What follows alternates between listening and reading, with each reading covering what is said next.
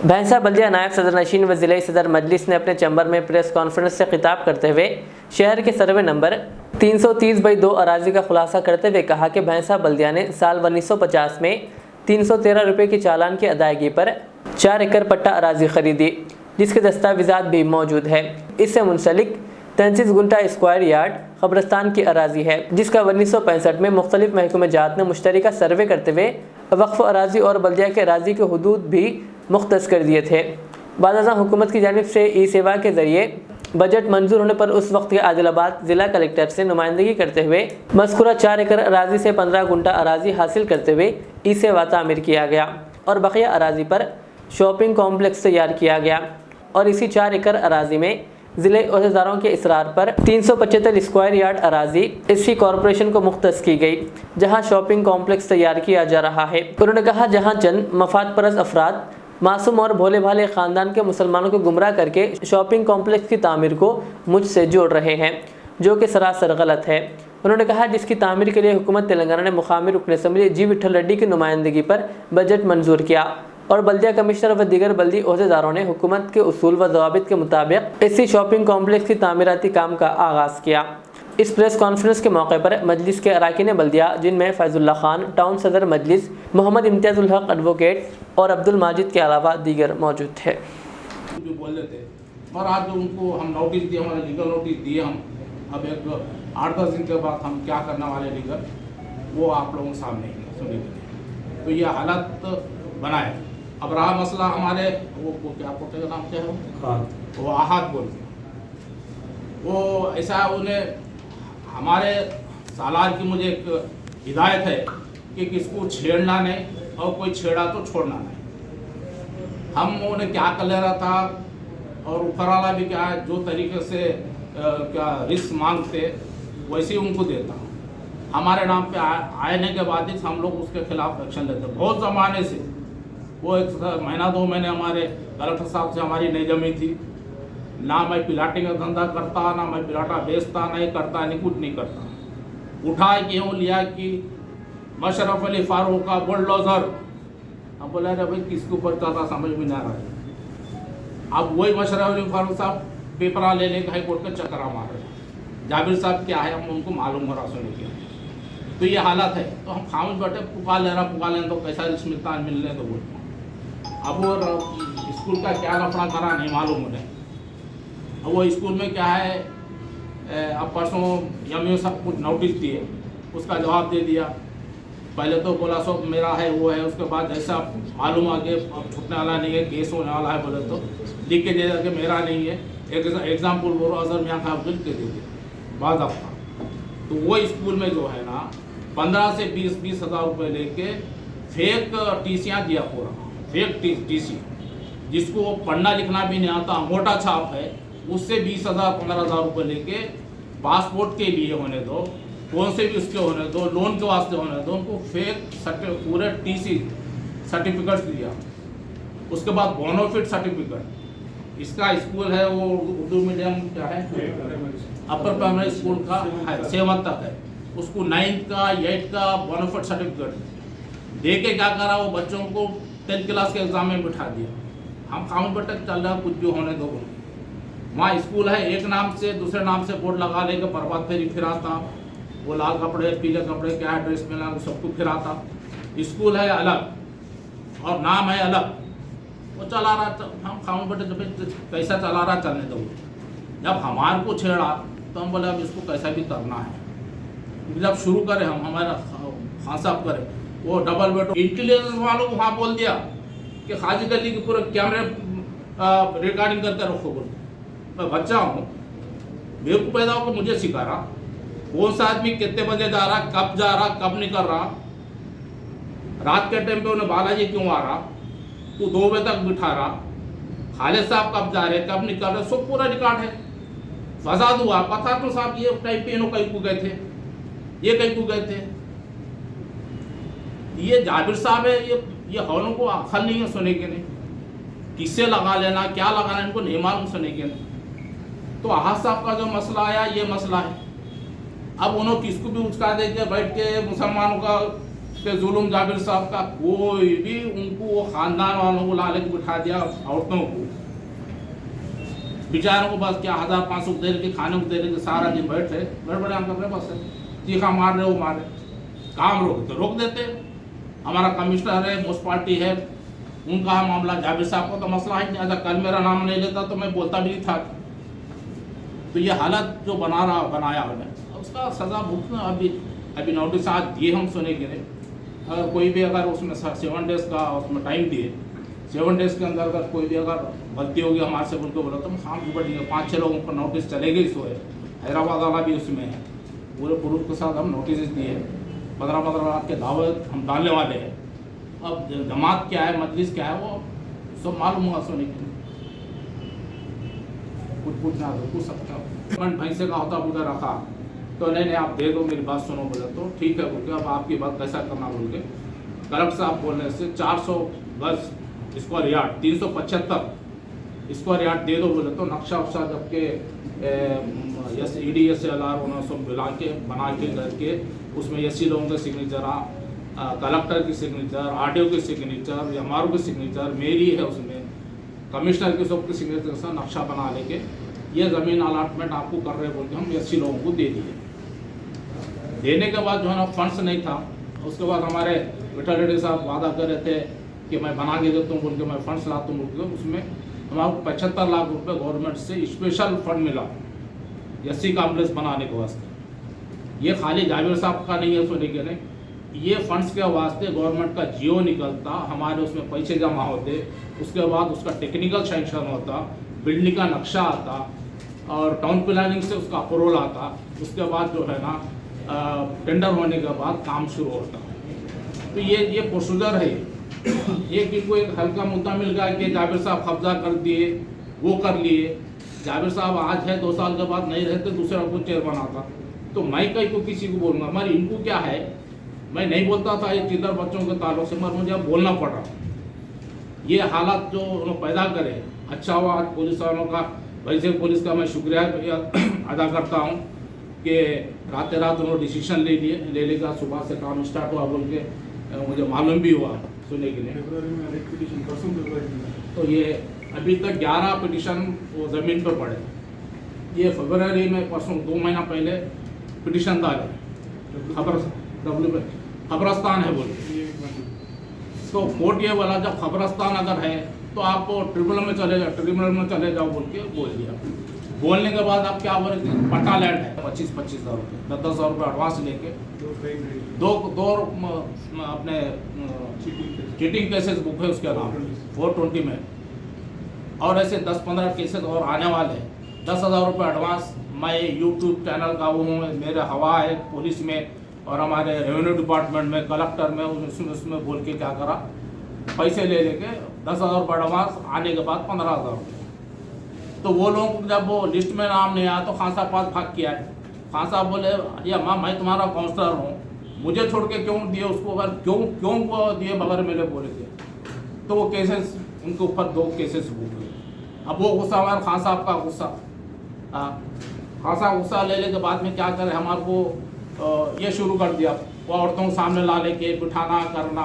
इज्जत हम नहीं रहे बेवकूफ़ा, इज्जत तुम निकाल रहे औरतों की और कौम की। हमारे पास जो है ना सुबह से लेकर शाम तक हमारे काउंसलों के पास औरतें आते, कोई दवा को, कोई डोरी को, कोई शादी को, हमारे पास चलते रहता। खाजा की देख हमारी खुली रहती रहती। तुम क्या भिखारियाँ, तुम उनको सपोर्ट करते, 1,000, 2,000, 500 रुपये देके खिला के पिला के उनको बिठा के वहाँ पे खाली पी। अच्छा हुआ, बहुत अच्छा हुआ। मैं बहुत 2 दिन से मैं इतना ये था कि कहाँ हमारे SC लोगों का और हमारे मुसलमानों के उनका कहाँ कुछ तो भी वहाँ झगड़ा होता है क्या। हाँ, वो अल्लाह के फजल से रुक गया सुने के नहीं। लैंड उनकी, सब उनकी, म्यूनसिपालिटी से पैसे आए सो। हाँ, जाबिर साहब कब्जा कर, अरे मेरा निकालो, मैं एक तो भी निकाल के मेरे पास आओ। जाबिर साहब छुटते बोल जाके बुरखा पोस्ट खवातीन जाबिर साहब के जुल्म से परेशान, गैस का तेल का डब्बा लाए, वो लाए। मैं सर्कल साहब को उनसे बात कर रहा, साहब कहीं का है आप लोग, कम से कम ज़रा उस तो भी डर बताओ, हमारा क्या है उसमें। बोला हाई बंद कर देते। अब पूरे SC के औरता पूरे जाके बैठने वाले थे, धिंगाना चलने वाला था आज। वो अच्छा हुआ आज रात में सेट हो। हाँ, वो पूरा सेट होगा, काम शुरू होगा सुने के नहीं। और 15 दिन पहले जब ये शुरू हुआ, आदमियों के ऊपर जैसा तलवार लटकना शुरू हो गई, मार खाना शुरू होगा। हमारे कौन किसको करे, पहले हमारे इम्तियाज साहब को करे। इम्तियाज साहब मैं आना चाहता हूँ, बात करना चाहता हूँ। तो उन्होंने बोला क्या बात है, मैं बोलूँ, नहीं फ़ोन पे नहीं, मैं घर पे आता। और उन्होंने नहीं, उसके बाद माजी साहब को पकड़ के 1 घंटा 1.5 घंटा पाँव पकड़ लेके पेट में उंगली डाल के माफ़ करो बोलो साहब को, चेयरमैन साहब को। मैं जब तक कुछ भी नहीं करा था, पूरा रिकॉर्डिंग उन्होंने क्या क्या बोला। उसके बाद हमारा छोटा बच्चा जो है ना, उसका क्या है, क्लासमेट है घर, उसको 2 दिन बाद फ़ोन करा तो उन्होंने बोला बाबा आज फ़ोन कर रहा। बोला क्या है बेटा, फ़ोन बात कर, बोला बात करके मुन्ना मैं तेरा दोस्त हूँ ना, मैं पाँव पढ़ता बोलो चेयरमैन साहब के, माफ़ कर दो बोलो, अल्लाह माफ़ करता, मैं तुम कैसा भी बोल के ये करो करो, मैं सब बोलता हूँ। मैं कौन कौन साजिश में है इसमें मैं नहीं बोला सर, पूरा रिकॉर्डिंग है। इदरीस बेग साहब है, हमारे खालिद साहब भी है उसमें, बासित साहब है उसमें, सईद साहब का भी नाम है उसमें, और ऐसे 4-5 लोगों का है। मैं सब बोलता हूँ। बालाजी है उसमें, हिंदू मुसलमान के फसाद करने के प्लानिंग चल रहे। बोला बहुत अच्छा करो प्लानिंग करो। मैं सब बोलता हूँ मुन्ना, इनको बोल रहा हूँ, मैं सब बोलता हूँ। बोल टीवी में बोल, झूठ बोलाना रहे हमारे को, प्लानिंग कर रहे रोज रात में क्या होने वाला है। अच्छा से प्लानिंग करो।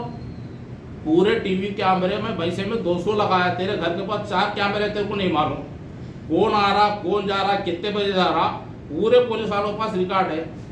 तू मेरे को पैदा हो के मुझे बोल सकता था, तेरे एक पल की रिपोर्ट पूरी टाउन में करते सिर्फ 3 से 4 लोग रहे। हम उस पर ध्यान नहीं दिए क्योंकि गवर्नमेंट का मामला है।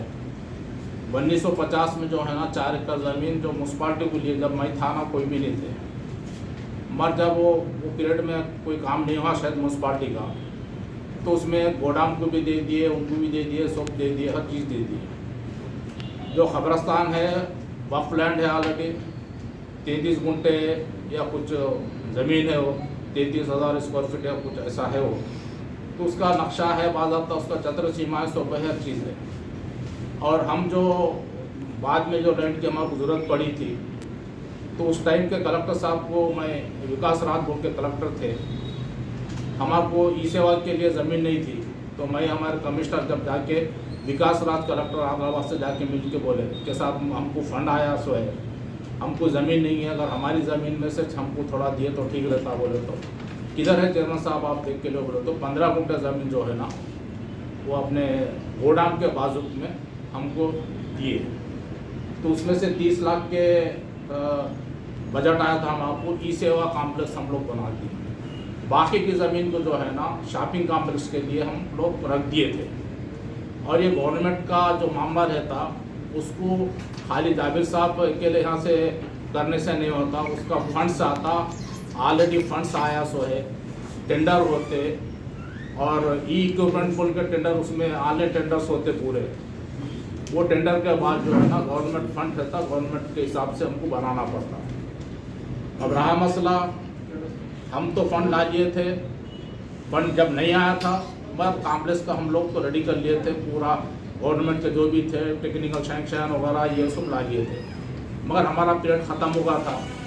तो जो शॉपिंग कॉम्प्लेक्स बना वो हमारे गंगाधर साहब को वहाँ पे चेयरमैन थे, वो पीरियड में बना, और हमारे वासी साहब कंट्रैक्टर थे उसके, इन्होंने जो पूरा शॉपिंग कॉम्प्लेक्स बना, जब तो मैं था भी नहीं।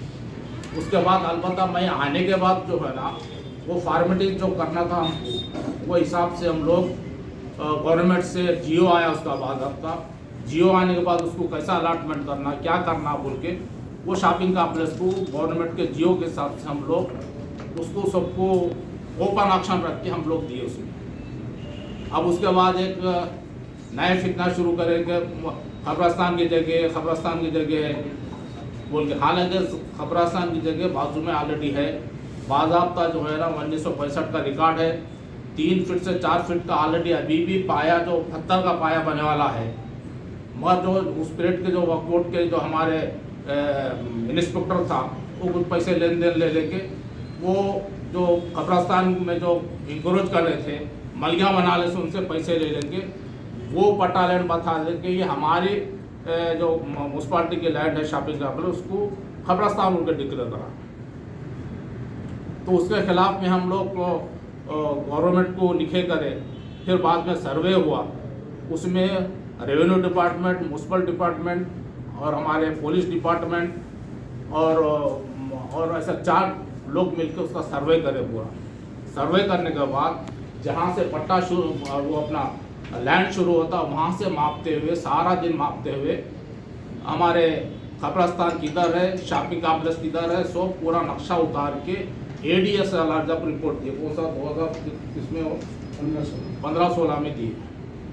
जबकि कॉम्प्लेक्स बन गया था, मगर कुछ शरपसंद ऐसे 2-4 लोग मिलकर ऐसा जाबिर साहब ऐसा कब्जा कर लिए, वो कर लिए। उसके बाद हमारे शिवलिंगम साहब हमारे एडिशनल कलेक्टर थे, जब तेलंगाना अलग हो गया था, हमारे महमूद अली साहब डिप्टी CM थे, वो लोग भी, उनको भी प्रेशर बहुत लोग जाके डाले कि नहीं साहब ये शॉपिंग कॉम्प्लेक्स डिक्लेयर करके ऐसा खबर।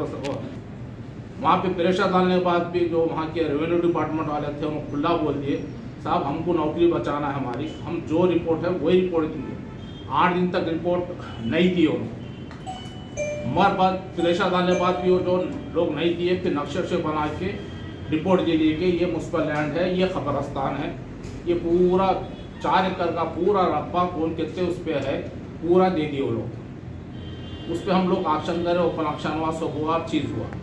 उसके बाद महमूद अली साहब हमको बुलाए थे, डिप्टी CM थे जब, नहीं हमको बुला के रेवेन्यू मिनिस्टर थे, जाबिर भाई वो कॉम्प्लेक्स का क्या है, आप ये कर दो ना। तो मैं उनको बोला, देखो साहब पहले मैं मुसलमान हूँ, बोला वो भी पक्का मुसलमान। तो उन्होंने बोला, अरे हम नहीं यही मुसलमान है, तो आप भी मुसलमान हैं साहब, मगर आप TRS के मुसलमान हैं, मैं मजलिस का मुसलमान हूँ और मेरा पीरियड 5 साल का है या 3 साल का है, नहीं मालूम। मेरे बाद कोई भी बैठेंगे वहाँ पे, और मैं तब कोई बेवकूफ़ नहीं है जो मुसलमानों के कब्रिस्तान पे कॉम्प्लेक्स बना के मैं उनके हवाले करने के वास्ते। तो बात उनको समझ में आ गई। प्लस साहब और मैं ये जो है ना, मुझे मेरे वालिद साहब वगैरह इतना सिखाए हैं कि कौन सी ज़मीन पे हाथ डालना, कौन सी इस पर नहीं डालना, मुझे वो अखलाक मालूम है बोल के मैं उनको बात करा, उनको समझ में आ गई। फिर वो चीज़ चलते गए सुने के नहीं। फिर और अब नया शुरू करें। हमारा और 80 लोगों का कम से कम 20 साल से हमारा म्यूनसिपाल्टी का और हमारा 80 भाइयों का दोनों का चल रहा था। 400 स्क्वायर यार्ड को जो है ना 80 कॉम्प्लेक्स वास्ते अलॉटमेंट हुआ था, जब वही डेट से। तो 2018 में ऐसा झगड़ा 15-20 दिन से चल रहा था, मगर उसमें मुझे इन्वॉल्व नहीं कर रहे थे, और हम भी ये बोलकर खामोश बैठे थे कि म्यूनसिपाल्टी का मामला, गवर्नमेंट का मामला है, हम उसको कहीं को इन्वॉल्व होना बोलते। ना मैं हुआ, ना हमारी काउंसिल हुई, ना हमारे काउंसलर्स उसमें इन्वॉल्व हो गए। मैं कल अचानक मेरा नाम चैनल पे आया, सुनी कि यूट्यूब पे कुछ आया, आने के बाद फिर हम ये सोच लिए कि हमको तो जवाब देना पड़ेगा। पैसा वो जो ज़मीन का जो मसला है, ये लोग पहले क्लियर करो, बोलो कि पहले वो कौन सी ज़मीन है, वक्फ बोर्ड की ज़मीन है या पट्टा ज़मीन, पट्टा लैंड है, वो दोनों में पहले उनको डिसाइड करो बोल के। वो कोर्ट को ये बोल के जाते कि ये मुस्लिम कब्रिस्तान है और ये हमारा वक्फ बोर्ड की लैंड है बोल के हाई कोर्ट को जाते हैं। हाई कोर्ट 1 नहीं 7-8 पिटिशन उनका रिजेक्ट कर दिए। अब से नहीं 4-5 साल से उन्होंने वो सर्वे नंबर पर लड़ते आ रहे हैं, और 4-5 केसेस में भी हाई कोर्ट उनको डिसमिस कर दी कि ये लैंड आपका नहीं होता, ये म्यूनसिपाल्टी का लैंड है, ये कॉम्प्लेक्स का लैंड है, वो कर दिए। मत 15 दिन को 20 दिन को जो है Al Riyaz tours and travels नज़द Riyaz health care clinic, Mustafa Nagar, Falaknuma, Hyderabad. Air ticketing international और domestic, visa endorsement, immigration, passport दाखिल करने में ताउन। विजिट वीजा और उम्रा वीजा के लिए हमसे रब्त करें। वेस्टर्न यूनियन और मनीग्राम के साथ साथ दीगर सहूलियात भी मौजूद। Proprietor Mohammad Riyaz Ahmed, Al Riyaz tours and travels. खिदमत का मौका दें, आपका इत्मीनान हमारी कामयाबी।